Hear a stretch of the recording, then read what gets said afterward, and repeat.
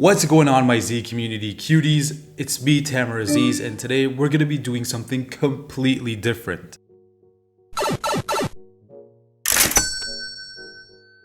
So I came across this very interesting video that was made by the CBC Marketplace segment. And basically they were just talking about credit scores and how they differ from place to place. So what I'll do is I'll actually make a summary of the entire video, explain some points, and even show you some clips as well. So the first thing that this segment talks about are the different sites that you can actually check your credit score through. Their recommendations were ironically the exact same thing that I would recommend to you guys, and they were 4 different sites: Credit Karma, Borrowell, Equifax, and TransUnion. Now, with Credit Karma and Borrowell, to check your credit score through these guys, it's completely free, whereas with Equifax and TransUnion, you're gonna have to pay a certain amount. This is probably because they are the credit bureaus that make these credit scores in the first place, so why not pay a premium? Now, CBC ended up bringing 3 different people and they checked their credit scores on all 4 of these different platforms. And here's what they ended up getting. Got it. You're in? I got it. 762. 762 is very good according to Credit Karma. Okay, pause. It is. The Karma's Did you all see right how with awkward you? that It shows all my high credit cards five too here was? too. Wait, All my I'm credit gonna cards, replay that everything again. shows. Dude, Got it. You're in? I got it. bro, look at that. 62. 762 is very Just pause it and just zoom in on that handshake. Like, even if it wasn't coronavirus time, I would not give this guy a handshake at all. But you know what? Good credit score, I'll give him that. good according to Credit Karma. Yes, it is. The Karma's all right with Yes. you? And shows all my credit cards too here too. All my credit cards, everything it shows. Yes, it These is. The guys. Karma's all right with Yes. you? And shows all my credit cards too here too. All my credit cards, everything it shows. So mine's fair, Okay. which I expected. I do keep up with it because I did file for a bankruptcy, so it shows me the information on my bankruptcy and when it will be discharged Okay. and closed, which is great. Let's see what. Bro, I swear she purposely did that just to make her look like feel bad. Like, why'd you gotta get so hyped after seeing her? And it says you are Excellent. I think I'm confused. I don't know. I guess I'm Jeez, doing okay, something this right. guy's balling. Our testers don't just get a score here. Low-key, this guy's been trying to perfect his credit score for years now. I'm just joking. Okay, so fast forward 4 different credit scores later, they ended up actually showing a summary of all their credit scores, which is right over here. As you can see with this chart, you realize that all of their scores were different from each and every single site. This gives us our first problem, which is how do you know what your actual credit score is? Anyways, after that on the segment, each of these 3 people end up going to different lending companies. They go to an auto dealership, they also go to a mortgage broker, and then they find out that all of the credit scores that they just gave them are basically useless. And this gives us our second problem. Now, the mortgage broker actually gives them a lot of valuable information, and he tells them 2 different things. The first thing is that every single company calculates this credit score differently. And the second thing that he tells them is that what they're presenting to him is something that is called a client score. Whereas what lending companies will pull up is something called the business score. Here, check this out. Okay, this is a client score, and not necessarily the same score I would secure when I pull my credit bureau.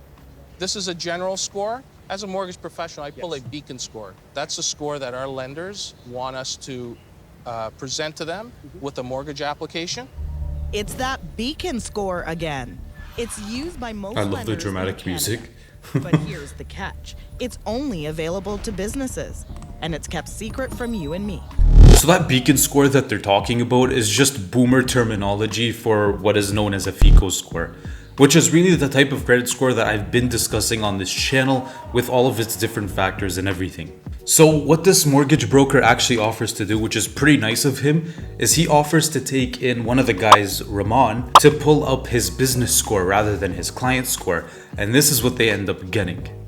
And I promise you no awkward handshakes in this one. Now keep in mind that his average score was 692 from the 4 different scores that he pulled up. Now let's check this out. So Rahman, Yes. I have your score. Okay. I can't show you the score. Bro, the dramatic music is A killing lot me. different than any of those 4 reports you showed me Let me today. ask you, is it higher or lower? It's extremely higher, Oh my God. and you're in the top 10 to 15 percentile of Canadians. And I have an obligation to keep the reporting of the credit score private. You can disclose the numbers at all. I could disclose the number. Your credit score is 829. Oh my God. Wait, what?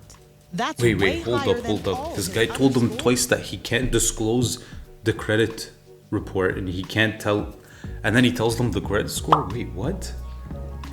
Anyways, that's beside the entire point. When this mortgage broker pulled up his score, it was about 125-ish, 150-ish, more than his average scores. And even then, apparently the score that he just gave him wouldn't be used across all businesses, which leaves us with a very big gray area when it comes down to knowing what our credit score is. So at the end of the day, what can we do as consumers know what our business score or our credit score is?